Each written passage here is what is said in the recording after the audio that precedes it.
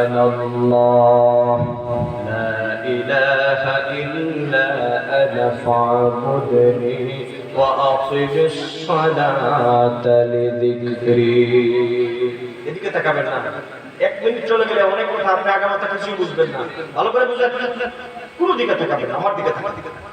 আগেই বলেছি আজকে আমাদের সময় নষ্ট হবে না, এটা অন্যান্য দিনের মতো না, এটা একটা ট্রেনিং ক্লাসের মতো। ভালো করে বুঝেন, আল্লাহ বলেছেন কথা বুঝতে ভালো করে। ইমানদারের প্রথম কোয়ালিটি, তাদের সামনে যখন আমার জিকির করা হবে তাদের হৃদয় প্রশান্ত হয়ে যাবে।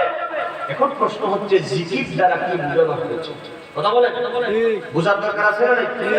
একটা পাইলাম যে আমরা লফজে আল্লাহ যেটা জিকির করি, আল্লাহ আল্লাহ আল্লাহ আল্লাহ আল্লাহ মারহাবা আল্লাহ আল্লাহ আল্লাহ আল্লাহ আল্লাহ আল্লাহ